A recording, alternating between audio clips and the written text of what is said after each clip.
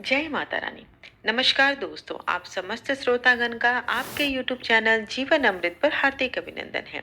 आज माँ गुप्त नवरात्रि का 8वां दिन है और आज के दिन 10 महाविद्या में माँ बगलामुखी की आज के दिन पूजा होती है। आज आप इस वीडियो में श्रवण करेंगे दुर्गा सप्तशती पाठ का 12वां और 13वां अध्याय। माता मुखी की जो कथा है और उनकी पूजा पद्धति, उनसे जुड़ी समस्त जानकारी मैंने अपलोड कर दी है, तो आप वहां से भी जाकर उसे सुन सकते हैं। देवी ने कहा, हे देवताओं, जो कोई प्रतिदिन स्थिर चित्त से मेरा स्तवन इन स्तुतियों से करेगा, उसकी सारी विपदाओं को मैं अवश्य ही दूर कर दूंगी। जो मधु कैटव का विनाश, महिषासुर का वध तथा शुंभ निशुंभ के संहार के वर्णन का पाठ करेंगे एवं अष्टमी, नौमी तथा चतुर्दशी तिथि को एकाग्रचित्त मन से भक्ति भाव से युक्त होकर मेरे इस उत्तम महात्म को सुनेंगे, उन्हें पाप की छाया नहीं लगेगी, उन पर पाप जनित बाधाएं भी नहीं आएंगी, उनके घर में कभी निर्धनता का राज्य नहीं होगा और न तो कभी उन्हें अपने प्रियजनों के वियोग का कष्ट ही उठाना पड़ेगा।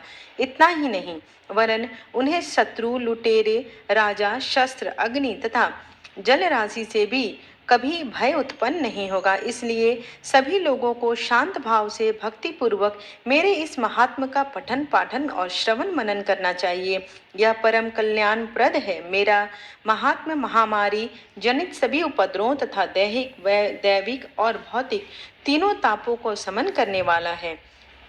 मेरे जिस मंदिर में विधि पूर्वक प्रतिदिन इस महात्मा का पाठ होता है, वहाँ मेरा सदा निवास होता है। बलि पूजन, हवन तथा महोत्सव के अवसरों पर मेरे इस चरित्र का पूर्ण रूपेण पाठ तथा श्रवण करना चाहिए। कोई भी मनुष्य विधान को जानकर या अनजाने में ही मेरे उद्देश्य से जो बलि पूजा या होम आदि करके उसे मैं सहस्र ही स्वीकार करूंगी। शरतकालीन दुर्गा पूजन के समय जो कोई भी इस महात्म को भक्ति भाव से श्रवण करेगा, वह मेरे प्रसाद से सभी विपत्तियों से मुक्त होकर धन धान्य और पुत्रादि से परिपूर्ण होकर, इसमें तनिक भी संशय नहीं है। मेरे इस महात्म उत्पत्ति की सुंदर गाथाएं तथा युद्धकालीन पराक्रम के श्रवण मात्र से ही मनुष्य भय रहित हो जाता है।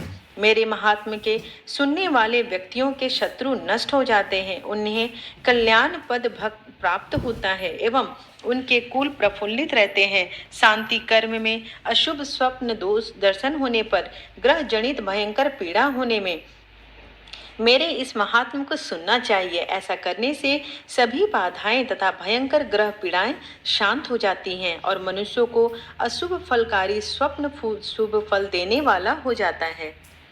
यह महात्म बाल ग्रहों से आक्रांत शिशुओं के लिए शांतिदायक तथा मनुष्यों के संगठन में पारस्परिक वैमनस्यता उत्पन्न होने पर उनमें मित्रता स्थापित कराने वाला सिद्ध हो जाता है। इस महात्म से संपूर्ण दुराचारी के बल का क्षय होता है। इसके पाठ से दानवों, भूतों तथा पिशाचों का नाश होता है। मेरा यह महात्म मेरे सानिध्य की उपलब्धि कराने वाला है। उपासकों के द्वारा साल भर तक पशु पुष्प, अर्धप, धूप, दीप, गंध आदि श्रेष्ठ सामग्रियों द्वारा पूजन करने, ब्राह्मणों को भोजन कराने, हवन करने, प्रतिदिन अभिषेक करने, नाना प्रकार के भोगों का अर्पण करने तथा दान देने से मुझे उतनी प्रसन्नता नहीं होती जितनी इस उत्तम चरित्र का एक बार श्रवण करने से होती है। इस महात्मा को सुनने से पाप पुंजों का क्षय एवं आरोग्य का लाभ होता है।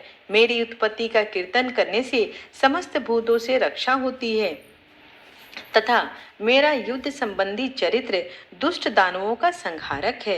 इसके श्रवण मात्र से ही मनुष्य निर्भय हो जाता है। हे देवताओं, तुमने और महर्षियों ने मेरी जो स्तुतियां की है तथा ब्रह्मा जी द्वारा की हुई स्तुतियां सभी कल्याणकारी बुद्धि होती हैं। वन में, सुनसान स्थल में या देवाग्नि से घिर आने पर, जनहीन स्थान में लुटेरों के चक्कर में आ जाने पर, शत्रुओं द्वारा बंधे होने पर अथवा वन में सिंह, व्याघ्र, जंगली हस्तियों के पीछा करने पर, राजाज्ञा से बंधन या वक्षस्थल पर ले जाने के समय अथवा समुद्र में यात्रा करते समय तूफान के कारण नाव डगमगाने पर, भयंकर युद्ध में शास्त्रों का आघात होने पर, वेदना से पीड़ित होने, इतना ही नहीं वरन समस्त भीषण बाधाओं के सामने आने पर जो कोई इस चरित्र का स्मरण करता है, वह व्यक्ति संकट को पार कर जाता है। मेरे प्रभाव से सिंह आदि हिंसक जंतु नाश प्राप्त होते हैं तथा लुटेरे एवं शत्रु भी मेरे चरित्र का स्मरण करने वाले लोगों से दूर भागते हैं।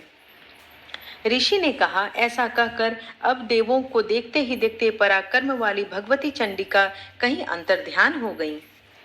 महाबलवान दैत्य शुंभ निशुंभ की मृत्यु के अनंतर शेष बचे खुचे दैत्य पाताल लोक को चले गए। हे राजन, इस प्रकार भगवती अंबिका शाश्वत और नित्य होते हुए भी बारंबार अवतरित होकर भूभार धारण करके संसार का रक्षा करती हैं। वे ही इस विश्व को विमोहित भी करती हैं, जगत की सृष्टि करती हैं तथा प्रार्थना करने पर संतुष्ट हो विज्ञान और स्मृति प्रदान करती हैं। हे राजन, महाप्रलय काल में महामारी स्वस्वरूपिणी वे महाकाली ही इस संपूर्ण ब्रह्मांड में व्याप्त रहती हैं। उस समय समय पर वे ही महामारी होती हैं, वे ही समय पर अजन्मा होते हुए भी सृष्टि के रूप में उत्पन्न होती हैं। वे सनातनी देवी ही समय के अनुरूप समस्त जीवों की रक्षा करती हैं। मनुष्यों के उत्थान के लिए वे ही गृह में लक्ष्मी के रूप में निवास करती हैं और उन्नति प्रदान करती हैं, और फिर वे ही पतन काल में निधनता के वेश में विनाश भी करती हैं। पुष्प, धूप, गंध आदि से विधिवत पूजा करके उनका स्तवन करने से वे धन्य धान्य पुत्र सद्बुद्धि तथा उत्तम गति को प्रदान करती हैं। इस प्रकार दुर्गा सप्तशती पाठ का 12वां अध्याय संपूर्ण हुआ। दुर्गा सप्तशती पाठ 13वां अध्याय। ऋषि ने कहा, हे राजन, इस प्रकार मैंने तुमसे देवी के श्रेष्ठ महात्मा का कथन किया। इस जगत की धारित्री देवी का ऐसा ही प्रभाव है।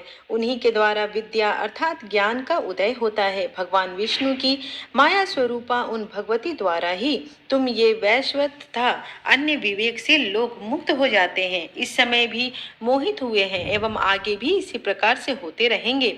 महाराज, तुम उन्हीं परमेश्वरी के शरण में जाओ। अपने उपासकों को वे भोग, स्वर्ग तथा मुक्ति लाभ कराती हैं। मार्कंडेय मुनि ने कहा, मेधा मुनि से ऐसा वचन सुनकर राजा सूरथ ने उत्तम व्रतधारी उन महाभाग महर्षि को नमस्कार किया। वे अत्यंत ममता तथा राजभ्रष्ट होने के कारण बहुत क्षुब्ध हो उठे थे। महामुने, इसलिए विरक्ति के कारण वे राजा तथा वैश्य तत्जन्य तपस्या के लिए चले गए और वे जगदम्बा के दर्शनार्थ नदी के तट पर तप साधना करने लगे। वे वैश्य देवी सूक्त का उत्तम जप करते हुए तपस्या में लीन हो गए। ये दोनों ही नदी तीर पर देवी की मिट्टी की प्रतिमा स्थापित करके उनकी पुष्प, धूप और हवन आदि के द्वारा उपासना करने लगे। उन्होंने सर्वप्रथम अपने आहार की मात्रा कम कर दी, तदंतर निराहार रहकर एकाग्रचित्त से देवी के चिंतन करने लगे। वे दोनों अपने शरीर के रक्त से सिंचित बलि चढ़ाते हुए निरंतर 3 वर्षों तक संयमी होकर उपासना करते रहे। उन लोगों की उग्र तपस्या से प्रसन्न होकर जगत धात्री चंडिका देवी ने प्रत्यक्ष होकर उन्हें दर्शन दिए। देवी ने कहा कि मैं, हे राजन, अपने कुल को प्रमोदित करने वाले वैश्य, तुम लोगों की जो भी मनो इच्छा है मुझसे मांग लो, मैं तुम लोगों से प्रसन्न हूँ, अतः तुम्हें सब कुछ दे सकूंगी। मार्कंडेय जी बोले, देवी की बात सुनकर राजा ने दूसरे जन्म में अक्षय राज्य प्राप्त करने का वर मांगा तथा इस जन्म में भी शत्रुओं की समस्त सेना को बलपूर्वक पराजित कर पुनः राज्य का अधिकार जमा लेने का वरदान मांगा। वैश्य अत्यंत बुद्धिमान मनुष्य था। उसका मन सांसारिक विषयों से विरक्त हो चुका था, इसलिए उस समय वैश्य ने ममता और अंधकार मिटाने वाले ज्ञान की प्राप्ति का वर मांग लिया।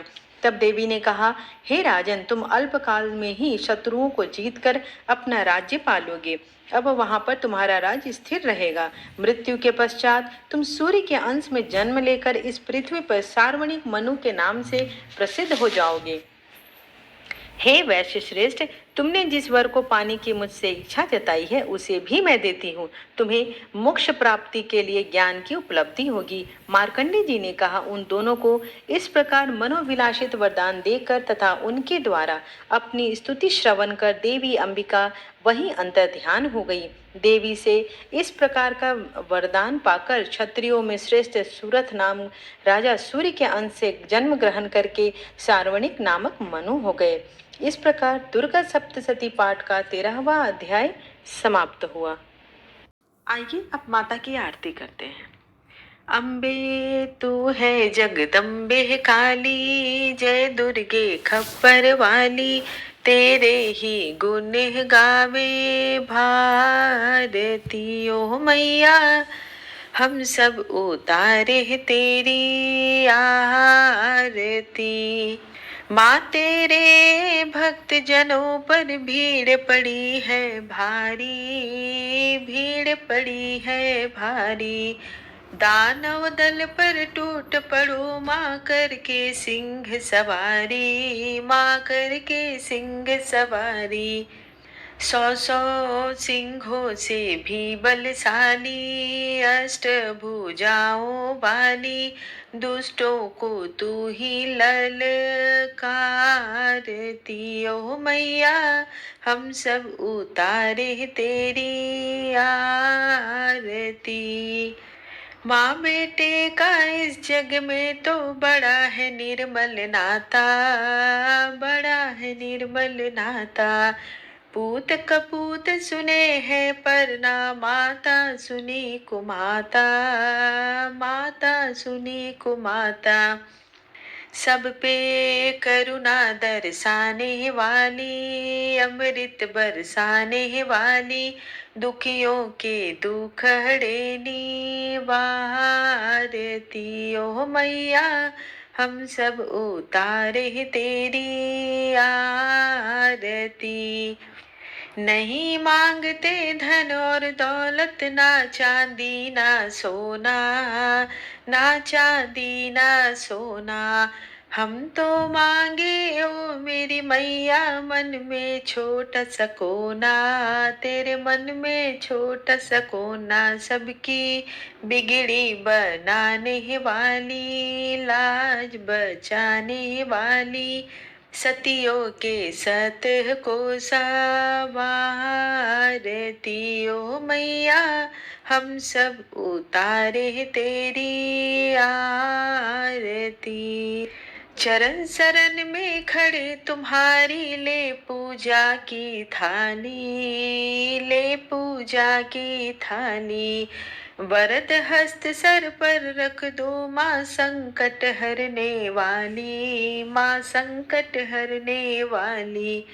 माँ भर दो भक्ति रस प्याली, अष्ट भुजाओं वाली, भक्तों के कारज तू सवारती ओ मैया, हम सब उतारे तेरी आरती। अम्बे तू है जगदम्बे काली, जय दुर्गे खप्पर वाली, तेरे ही गुण गाए भारती ओ मैया, हम सब उतारे तेरी आरती। आशा करती हूँ कि आज की वीडियो आपको अच्छी लगे हो, तो दिल से कमेंट बॉक्स में लिखें जय माता रानी। धन्यवाद।